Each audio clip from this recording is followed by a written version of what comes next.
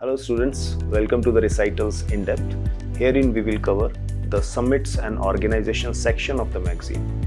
An issue of the magazine that we will be covering for the current affairs is April 2024.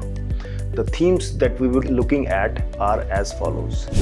We will cover agriculture, labor welfare, climate change, as well as Russia-Ukraine war related summits and organization issues. So as you can see in the summits and organization section, the topics related to themes just mentioned to you are as follows. The topic India's trade reliance on China and European Union is rising. This is something recently been said by the United Nations Conference on Trade and Development's report, which is called Global Trade Update or Global Trade Report. Now, we have to understand that this report highlights important factors because of which certain shifts are happening in the world trade. So first of all, it is saying the trade is shifting along the geopolitical lines. What does it mean? That countries are trying to align the trade patterns or develop trade relations according to their geopolitical positioning. So if a country wants to trade with foreign country, it will more likely to be trade with friendly countries whose opinion upon the various geopolitical matters are similar or shared by the countries which is looking to trade with the world, right? So this is called friend shoring, okay, or near shoring is also, because here countries want to do more trade with the countries which are on the geopolitical issues more likely to be on the same platforms, right?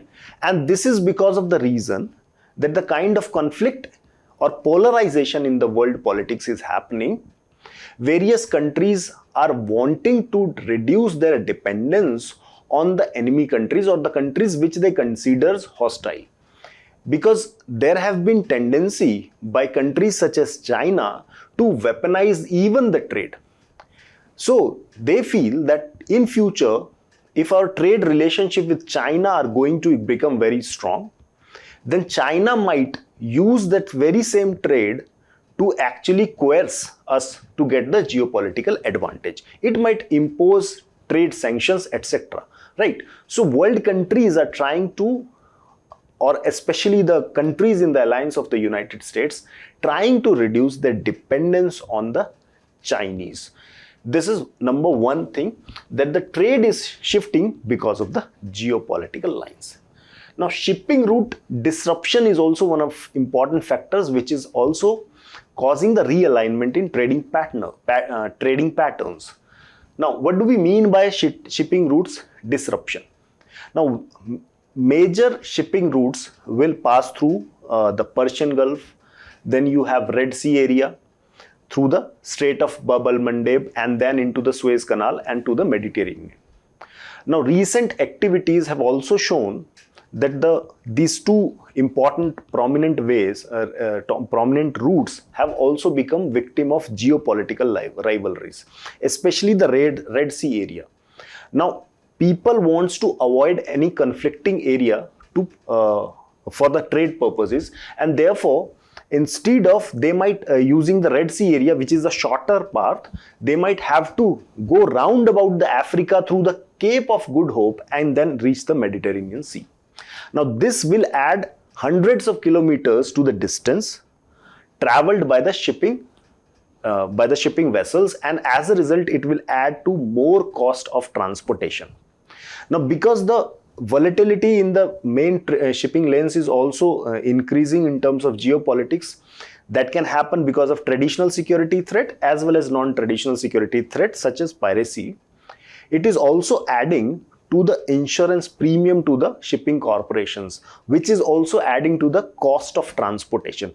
So countries are also facing this kind of challenges, so that they're adjusting to the routes of shipping, and therefore they are more likely to trade with those countries where the minimum chances of conflict are there, right? So since the cost competitiveness of the countries will be affected as a result of it, trade patterns will also adjust, right? Since 2022, there is a rise in political proximity of trade, where the countries with similar geopolitical stances are likely to trade among themselves, as I said this in the first point, which is also called the friend shoring. All right. Now, there is also some India-specific observations in it. India's dependence on China and European Union have grown by 1.2%, while its dependence on Saudi Arabia has reduced by 0.6%. Now, dependence in terms of trade can be seen in following manner.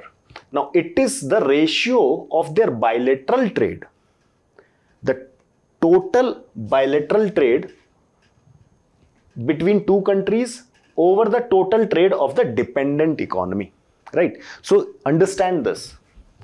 Let's assume that we are calculating trade dependence of India.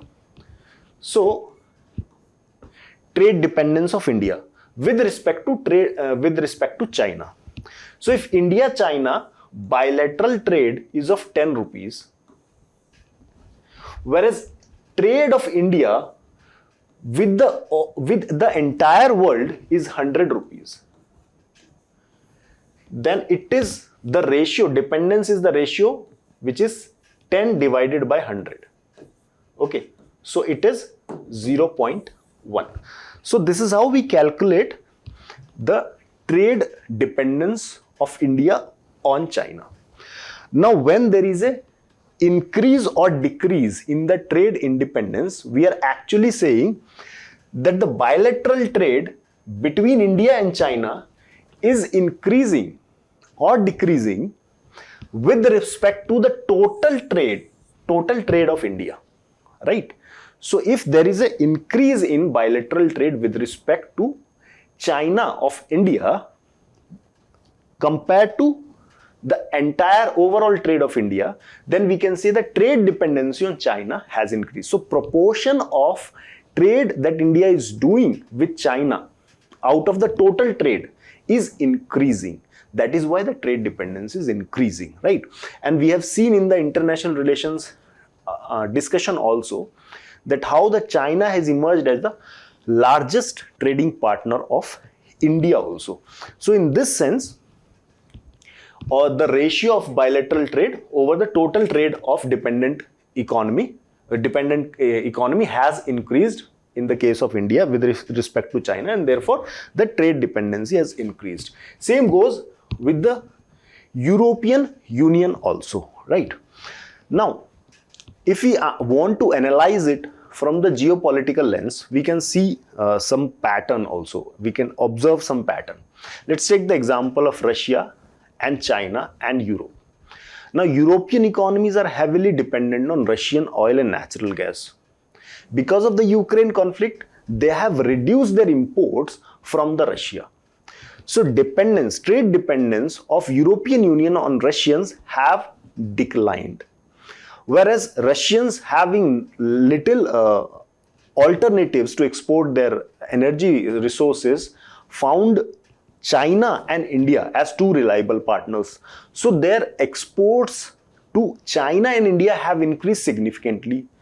So Russians' dependence on China and India increased, whereas its dependence because of the European sanctions on the Europe has declined.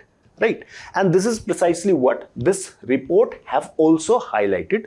So this is how we have to weave the analysis into the mains answer by using some of these data through which we will be able to highlight the impact of geopolitics on the global trade. Right? Okay. So here few facts about the United Nations Conference on Trade and Development. Right? So it is a permanent body and it is an intergovernmental body. So in prelims, these are the words which the UPSC might interplay. So remember, a permanent body as well as intergovernmental body which is established by United Nations General Assembly. Right? Now, it is mostly related to, as the name suggests, trade and development. And trade and development are also very intimately related issues. There is a very famous saying that trade is an engine of growth, right? And growth ultimately leads to development if there is a trickle-down effect, right? Evenly distributed growth leads to more development, right? Obviously, inclusive element is always there. That's why I'm talking about even distribution of trade. If trade is benefiting few people, then it will not lead to development in true sense, because it might breed inequality. So when we are talking about trade as well as development, we will also focus on the exclusionary effect of the trade as well, right? So farming policies in various domains such as trade, technology, finance, aid and transport are most important priorities of UNCTAD. So why you understand this? As I said, it is focusing on trade, but it is also focusing on development. So trade as an engine of growth, but growth alone will not lead to development, because growth can be exclusionary, right? So we need to also focus on the inclusionary policies, and therefore it is also focusing on finance, aid and transport, so that ultimately the poor people should also be able to benefit, right? The conference ordinarily meets once in 4 years, all right? Okay, now understand this. For UPSC, it's very important that they have been asking reports published by various organizations in the prelims examination. So there are 4 reports that this organization publishes: Trade and Development Report, as the name also goes of the organization, Trade and Environment Review, World Investment Report, and Least Developed Countries Report. So 4 reports, just have to remember this for the prelims examination. So in this topic of Switzerland's peace deal, we'll first look at what are the important reasons because of which the Ukraine war with Russia happened, and then we will also look at the prospects of peace, because both sides are very rigid about their position and there are conflicting positions which are difficult to reconcile and resolve. So what can be the possible prospects for the peace, we will also see. First of all, now this is about Switzerland, who is likely to host a peace conference about the Russia-Ukraine war. Now, over 100 countries of the world have been invited to the peace conference, including India. Now, why the Switzerland is hosting this? This is because of the, or at the behest of the Ukrainian president himself, who have requested the Switzerland to host such a peace conference. That's number one thing. Second important thing is that Switzerland, as the Swiss government itself is saying, that they are neutral in the conflict. So a neutral country will more likely succeed in the peace process. The reason is that both the countries will see the actions of the neutral state as impartial or against their interests. So they are more likely to listen to them. But the neutrality from the point of view of Russians, of Swiss government, is questionable, right? Because Swiss government is also at the forefront of challenging the Russian hegemony, right? So they are pretty much partner of the Western countries. Therefore, their neutrality from the Russian point of view is questionable, right? So first of all, let us try and understand why the Russians invaded Ukraine, because this is important to understand. Unless we understand it, we will not be able to understand what are the challenges that the peace prospects hold. So first of all, that the Western powers, especially the USA, have assured the Russians, it is the time when the Cold War was about to be over and just before the collapse of the Soviet Union. The Western powers have assured the Russians that NATO will not expand eastward. Okay, So eastward towards the Russian border, right? So these are the European countries. Blue countries are also the countries which are members of NATO, right? But the assurance that were given to the Russians was only a verbal assurance, right? It was not a written assurance. And because of which the Western countries took advantage of, right? So what they did, post-Cold War, they started to incorporate more and more countries which used to be earlier in the sphere of Soviet Union, sphere of influence of the Soviet Union. They started to incorporate more and more countries into the NATO fold, right? So you can see from this diagram that in the year 1999, Poland became the member of NATO. Then again in 1999, two or more countries, Hungary and Czechoslovakia, also became the member of NATO. Now, most importantly, in the year 2004, Romania and Bulgaria also became the member of NATO. Now, see this important geopolitical location which is very, very important for Russia.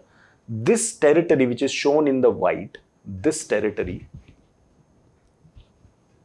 is actually Black Sea.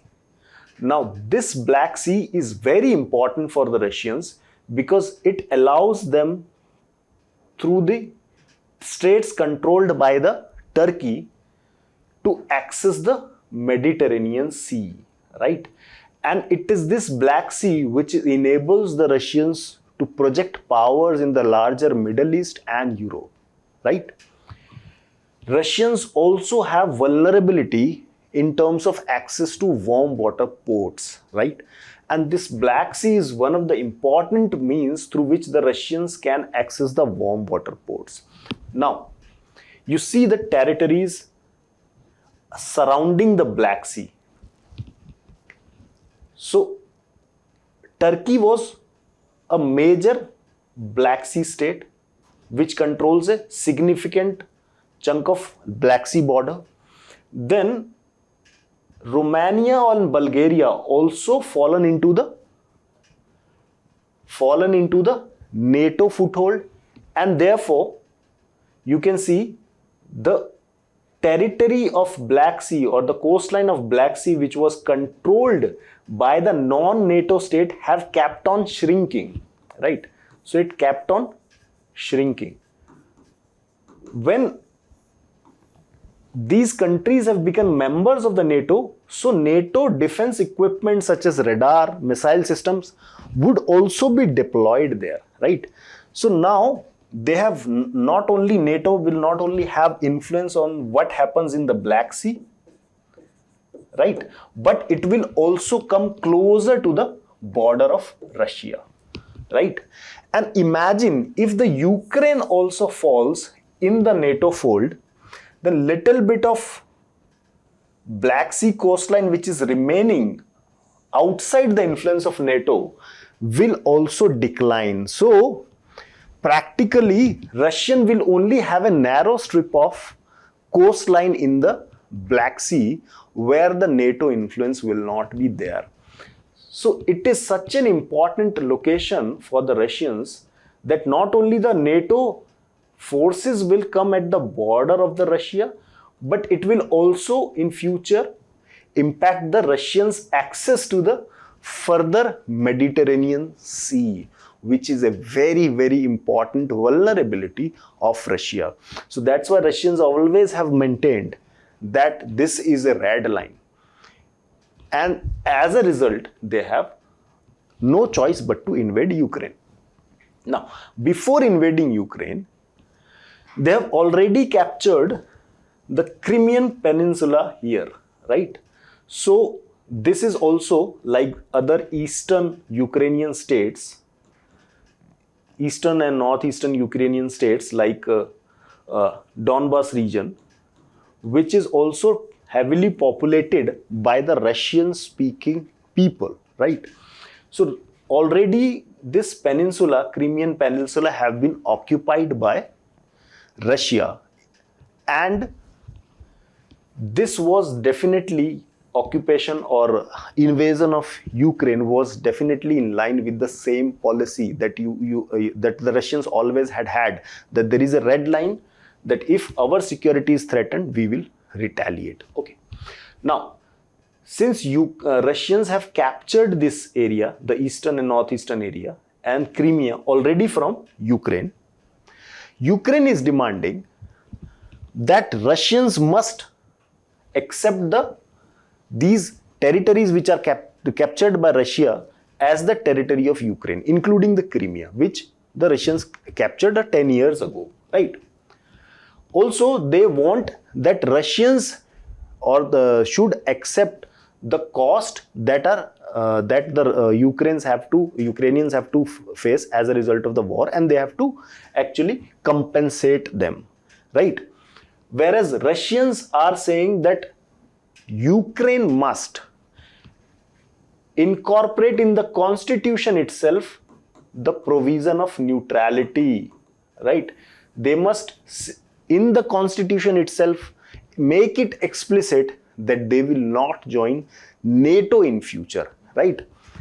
And these are some of the conflicting and contradictory positions that the two sides are holding, because of which prospects of peace are not quite visible in the near future. And therefore only this summit or Switzerland also realizes this, and it is saying that we are only there not to put forward the peace draft in the beginning, but to decide on the framework or the peace framework which must be taken forward for this peace process to be concluded in later future, right? Now look at some of the questions that can come from this topic. So it was a previous year question. Turkey is located between Black Sea and Caspian Sea, Black Sea and Mediterranean Sea. So you can see from this is Turkey,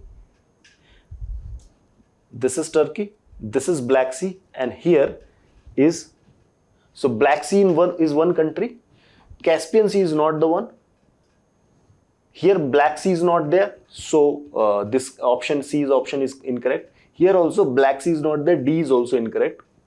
So the possible option can be A or B, but Caspian Sea is nowhere in the picture. Therefore, another option is Mediterranean, because it is between the sandwich between Black Sea and Mediterranean Sea. Therefore, B is the correct option. So you can understand this is a very, very important strategic location from where previous year questions have been asked in the prelims examination.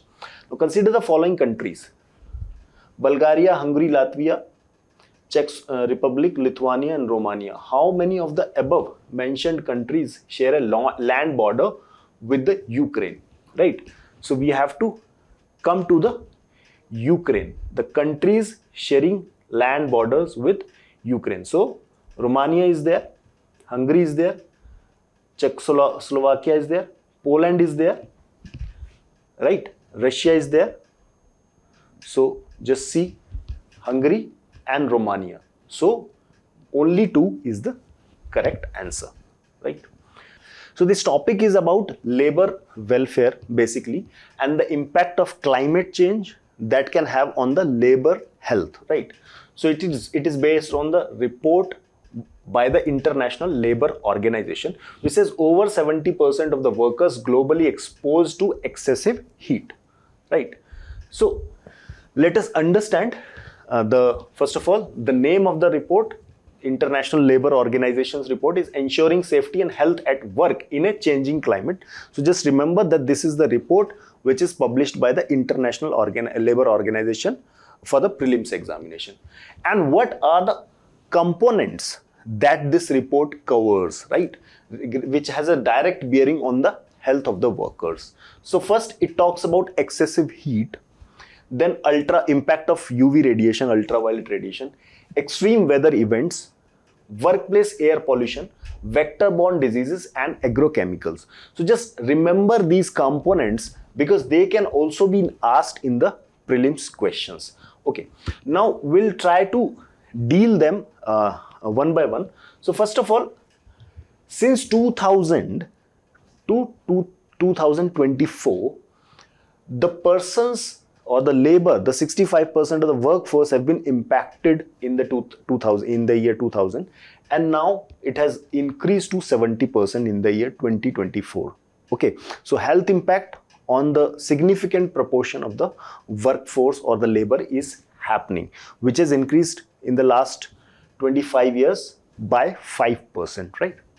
Now, let's understand. So try and divide these two things, because labor can be categorized into two categories. One is the labor which works in the indoor environment, and other labor which is agriculture, construction labor, which works in the outdoor environment. So impact will also be different accordingly. So for the outdoor labor that works in the outdoor environment, especially in the agriculture sector, there are different kind of challenges to the health that comes as a result of the climate change. So first of all, they are more likely to witness the heat stroke, which can impact their kidney functioning, right?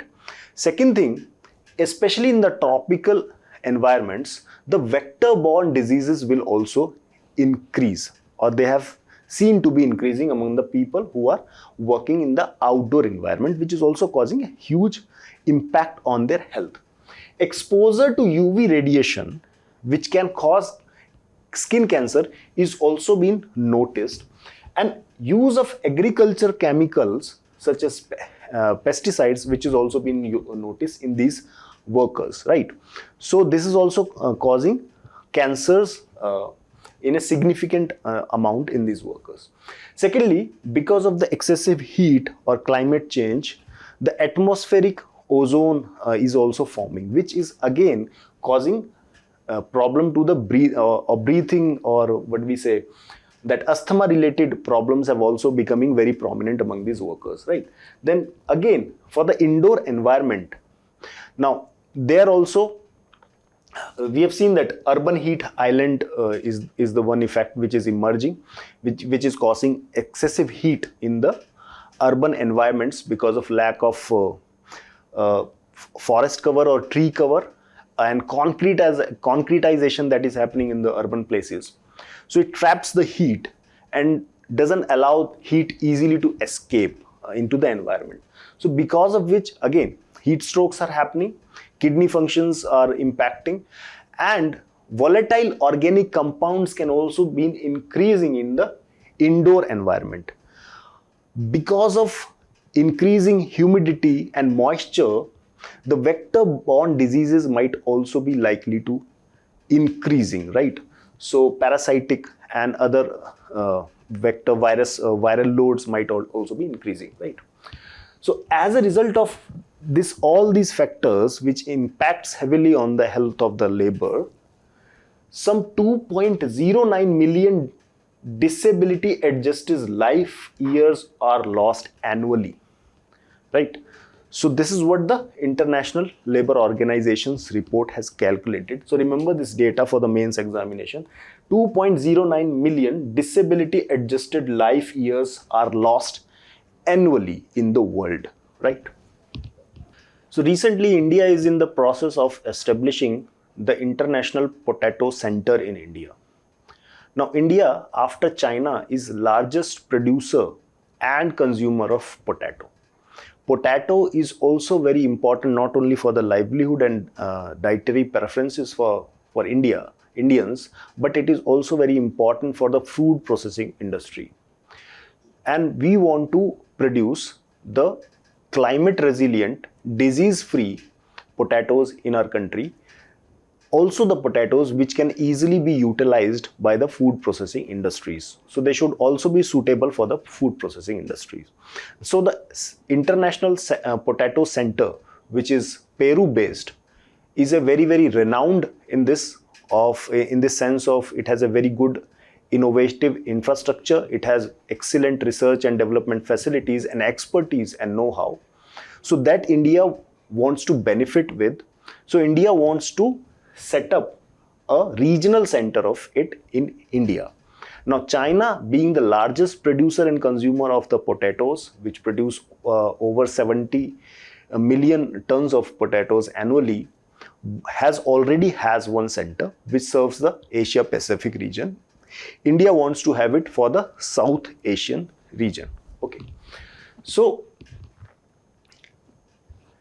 what is the process of establishing it? As I said, the benefits will be that cutting edge research will be there. So new varieties of potato can be discovered in India, and that can be climate resilient. That means they should be able to withstand the heat that is going to or we say the rising temperature. It should be able to withstand. That means its productivity should not fall. The soil salinity is also increasing in the subcontinent, so it should also be able to withstand the increasing soil salinity and without any compromise of the productivity. Then there is, for the process or procedure for approval, that is something we have to know, is that the committee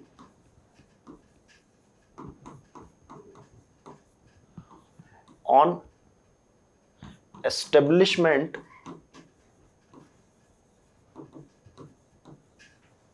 expenditure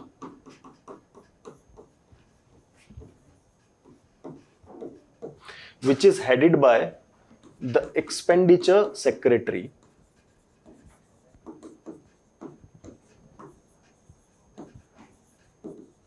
will give the approval.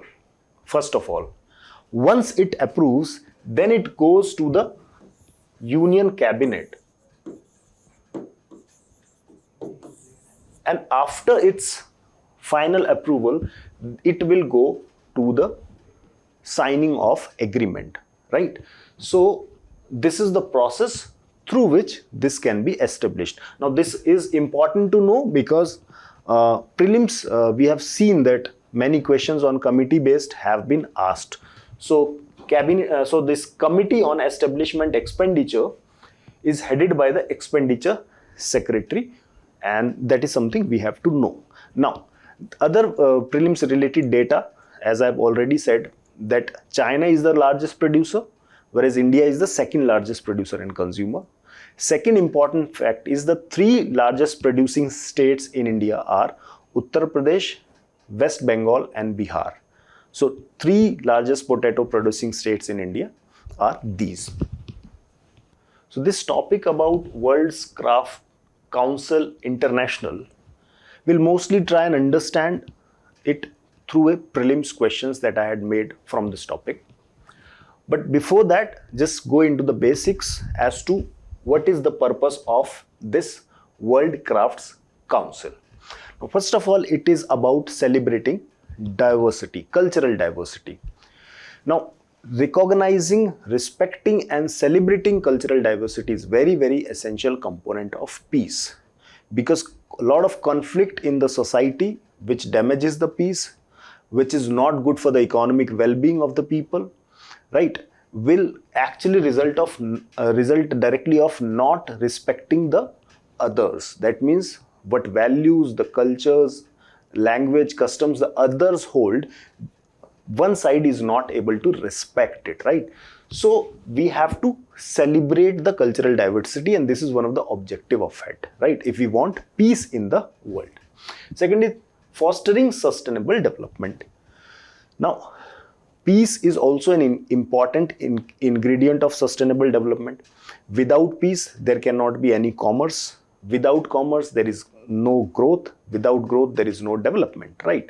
So if we want development, it's very important to have peace. Now, the development has to be sustainable. That means it has to be environmental friendly, right? So to have environmental friendly development, it is very important to respect the indigenous crafts, which is actually based on the environmental friendly raw material, right? So we will use not the chemical processes, but the indigenous or environmentally sound practices to develop these crafts, right? So therefore, this is also important.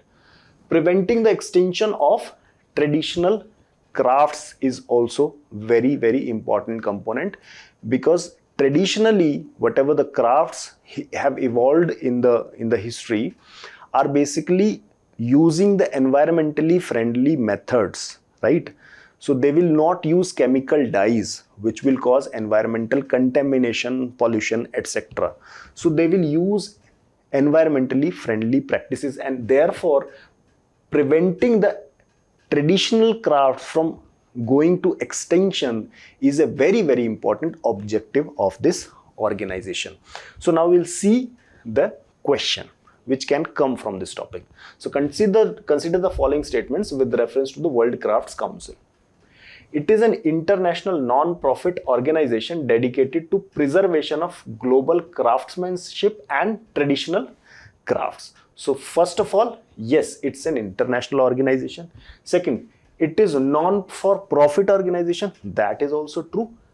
And it is dedicated, as I discussed, for the preservation of global craftsmanship and traditional craft. The purpose why we want to preserve it have already been discussed. It has been affiliated with UNESCO under consultative status is also correct, right? Mamallapuram and Mysore are the only Indian cities added to its initiative called World Craft City Program. So this council has an initiative called World Craft City Program, under which Mamallapuram and Mysore have been added, right, in the city network. But the question says these are the only Indian cities, which is incorrect. Jaipur is also incorporated. So there are so far 3 Indian cities which are part of this World Craft City network, which is initiative of this organization, right? So this is how a prelims question can come from this examination. That's all from my side in discussion. Thanks for watching the video.